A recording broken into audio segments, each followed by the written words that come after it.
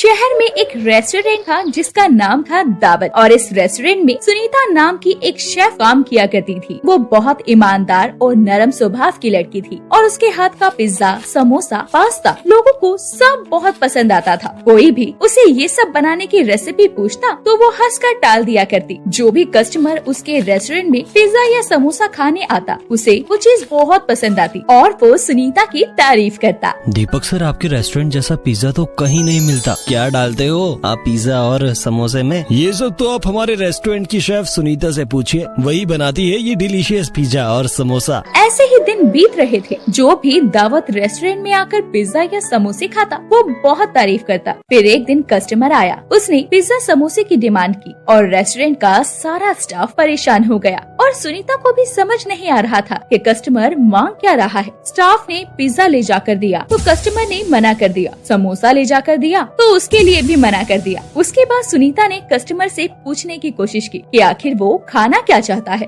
Hello sir, मैं यहाँ की शेफ हूँ, आप मुझे बता सकते हैं कि आप क्या मांग रहे हैं? हेलो मैम, आप परेशान मत होइए। हम लोग शिमला गए थे तो वहाँ हमारे बच्चे ने पिज्जा समोसा खाया था। समोसे के अंदर पिज्जा की स्टफिंग भर के वह लोग समोसा बनाते हैं तो वो उसे बहुत अच्छा लगा और वो यहाँ आकर भी इस पिज्जा समोसे की जिद कर रहा है। ओके, मैं कोशिश करती हूँ कि आपको पिज्जा समोसा बनाकर दे सकूँ। उसके बाद सुनीता पिज्जा समोसा बनाने के लिए रेस्टोरेंट के किचन में चली गई और वहाँ जाकर उसने पिज्जा समोसा बनाकर कस्टमर को सर्व किया। जैसे ही कस्टमर ने सुनीता के हाथ का पिज्जा समोसा खाया तो वो खुश हो गए। उन्होंने ऐसा पिज्जा समोसा कभी नहीं खाया था। उन्होंने रेस्टोरेंट के मालिक से कहा, सर आपकी शेफ ने तो कमाल कर दिया। जो हम लोगों ने शिमला में पिज्जा समोसा खाया था, ये पिज्जा समोसा तो उससे भी बहुत ज्यादा अच्छा है।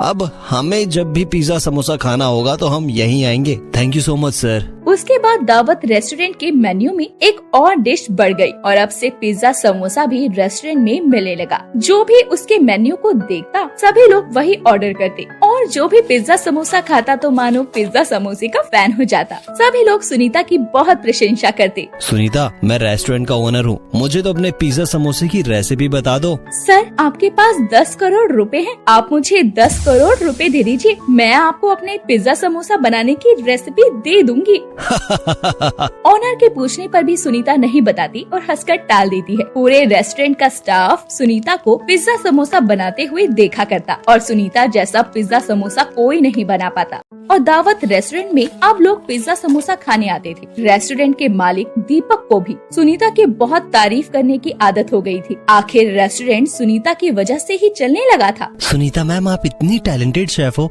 आपको देखकर हमें प्रेरणा मिलती है। मुझे भी कोई डाउट रहेगा ना तो मैं आपसे पूछने आऊंगी, ठीक है ना सुनीता मैम? यस डियर, तुम्हें जब भी कोई हेल्प चाहिए हो तुम मेरे पास आ सकती हो, मैं तुम्हारी मदद जरूर करूंगी। सुनीता का स्वभाव तो था ही नरम, लेकिन अब उसका पिज्जा समोसा भी मशहूर हो गया था। लोग दूर दूर से दावत रेस्टोरेंट में सुनीता के बने हुए पिज्जा समोसा को खाने आते। लेकिन एक दिन दावत रेस्टोरेंट में एक नई शेफ आती है जिसका नाम माया था। वो एक घमंडी लड़की होती है। वो ठीक से किसी से बात भी नहीं करती थी और वो देखती है कि दावत रेस्टोरेंट का पूरा स्टाफ सुनीता की ही प्रशंसा करता है और रेस्टोरेंट का मालिक दीपक भी सुनीता के नाम की माला जपता है और वो सुनीता से जलने लगती है। ये सुनीता भी ना एक पिज्जा समोसा क्या बनाने लगी, खुद को बड़ी शेफ समझती है और सभी इसके दीवाने हो गए हैं।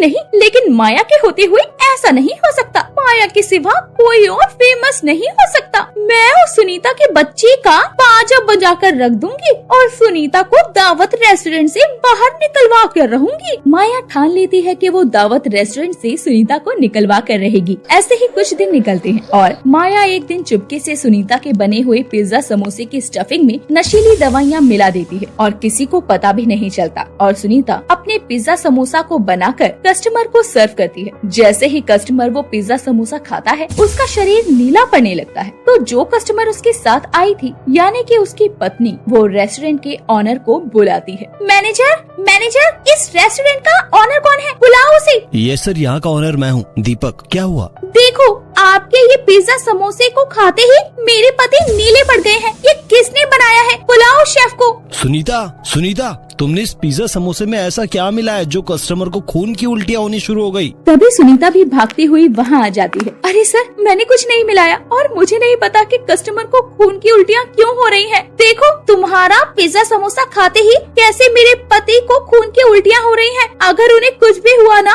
तो मैं तुम पर केस कर दूंगी और रेस्टोरेंट को भी बंद करवा दूंगी। सुनीता, आज के बाद तुम मुझे इस रेस्टोरेंट में देख मत जाना। निकल जाओ मेरे रेस्टोरेंट से। ये सब होने के बाद दीपक सुनीता को रेस्टोरेंट से निकाल देता है और माया अंदर ही अंदर बहुत खुश हो रही थी क्योंकि वो यही तो चाहती थी। और सुनीता रेस्टोरेंट से निकलने के बाद कहीं और नौकरी ढूंढने जाती तो उसे लोग फ्रॉड और झूठी कहने लगते और कहीं भी उसे काम नहीं मिल रहा था। और वो सोचती है, अब इस शहर में रहने का कोई फायदा नहीं है, यहाँ मुझे काम नहीं मिल रहा, मैं अपनी जिंदगी कैसे बिताऊंगी। जब से माँ बाबूजी ने मुझे अकेला छोड़ा है तब से आज तक मुझे अकेलापन महसूस नहीं हुआ। लेकिन आज माँ बाबूजी की बहुत याद आ रही है। मैं गाँव चली जाती हूँ, वहीं रहूंगी। सुनीता जब 12 साल की थी तब उसके माता पिता का एक बस एक्सीडेंट में देहांत हो गया था। वो जब से अकेले ही खुद को संभाल रही थी। उसने सोचा भी नहीं था कि उसे दावत रेस्टोरेंट से बेइज्जत होकर निकलना पड़ेगा। उसके बाद वो गांव चली जाती है और गांव में उसके माता पिता का घर होता है। मैं गांव आ तो गई, लेकिन मैं यहाँ क्या काम करूँगी। सुनीता अपने पुराने घर में रहने लगती है। धीरे धीरे वो घर की साफ सफाई करना शुरू कर देती है और साफ सफाई करते हुए वो अपने घर के पीछे के कमरे में पहुँच जाती है जहाँ उसके माता पिता का एक पुराना समोसे का ठेला खड़ा था। उसे देखकर वो बहुत खुश होती है और सोचती है, क्यों ना मैं इस पुराने समोसे की ठेले पर अपने नए पिज्जा समोसे को बेचना शुरू कर दूं। उसके बाद सुनीता उस ठेले को बाहर निकालती है और उसकी साफ सफाई करती है। फिर पिज्जा समोसा बनाने में इस्तेमाल होने वाली सामग्री लाकर पिज्जा समोसा बनाना शुरू करती है। और जब वो पिज्जा समोसा बना रही थी तो पड़ोस में रहने वाले शर्मा जी उससे आकर पूछते हैं, सुनीता बेटिया, ये तो तुम्हारे पिताजी का ठेला है ना, जिस पर वो बहुत स्वादिष्ट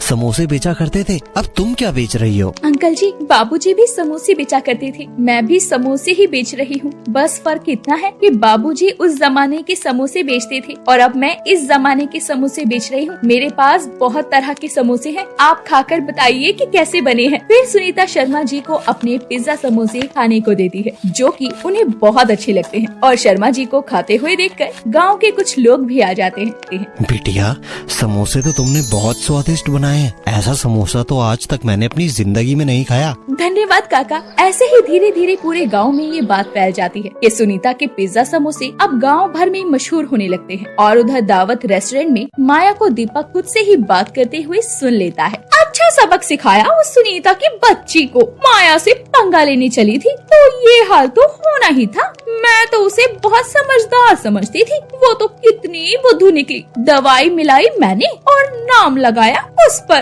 और रेस्टोरेंट से निकलवा कर ही मानी आखिर मैं उसे। अच्छा, तो उस दिन दवाई तुमने मिलाई थी और नाम सुनीता का लगाया। ये तुमने अच्छा नहीं किया माया, चलो मेरे साथ। दीपक माया को कॉन्फ्रेंस में ले जाता है और सब सच बोलने के लिए बोलता है। मीडिया के सामने माया को सब सच बोलना पड़ता है जिससे सबको पता चल जाता है कि सुनीता फ्रॉड या झूठी नहीं थी और सुनीता की खोई हुई इज्जत उसे वापस मिल जाती है। ये सब सुनीता टीवी पर देख लेती है। कुछ दिन बाद रेस्टोरेंट के मालिक दीपक सुनीता को ढूंढते हुए गाँव आते हैं। अरे दीपक सर, आप यहाँ कैसे? सुनीता, मुझे माफ कर दो, तुम तो जानती हो ना, हमें नहीं पता था कि उस दिन दवाई माया ने मिलाई थी, तुमने नहीं। और चलो मेरे साथ वापस।